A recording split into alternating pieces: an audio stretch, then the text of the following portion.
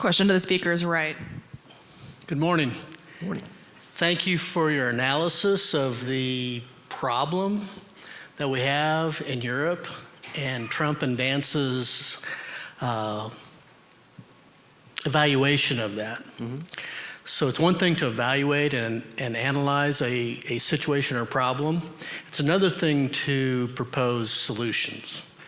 And could you speak, do you know of what President and Vice President are considering in terms of addressing this problem and bringing a solution to it?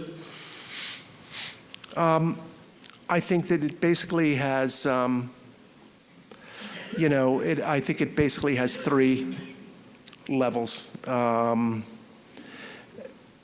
let's say three aspects. The first is this national one.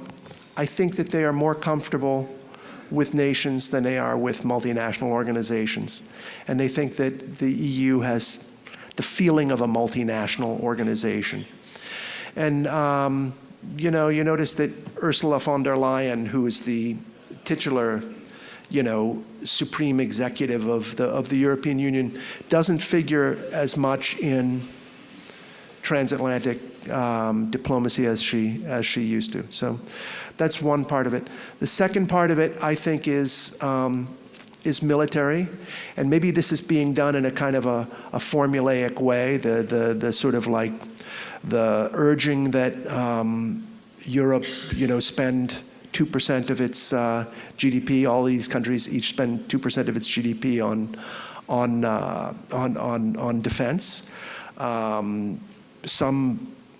Some countries are really going to town, doing great. I think Poland is up to like 4%.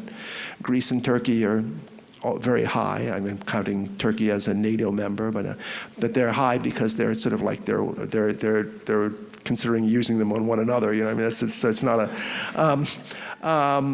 But other countries are disappointing. France is in desperate budget shape, and France used to always be the backbone of the continental military, and it's not.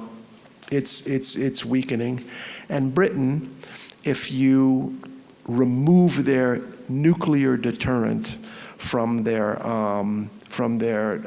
defense percentages, is below 2% itself. So it's not really the success story it looks like. So Europe has to build up its defense. I'm not sure if it's helpful when Trump starts talking about saying like, well, they should go to 5%. That I think that this is, I guess, what they call anchoring bias in deal making term. You try and create an anchoring bias, and the guy will come away and he'll say he'll do 4%, and he'll feel he's won, But so that's another one, the military, and then I think the other thing is the economic order. I think that they want assurance that that Europe is on the American side in what Trump sees as the coming conflict with China. I mean, I hope it's not a conflict, but in that it is Europe's need for China is quite pronounced, and this is especially true of Germany. Germany and China had an extraordinarily fruitful trade relationship. Germany was building the factories for China. It was Germany's best product, arguably a better product than its cars. And the way things, for its national economy. I mean, I personally would rather have a German car than a Chinese factory, but it was important to Germany. And I think that the Ukraine war has complicated a lot of these relationships because we've asked Germany to do without its cheap source of cheap energy and its best, export customer. So I think that now that we are losing our commitment to the Ukraine war, and pretty much Germany could go back to, buying Russian gas again.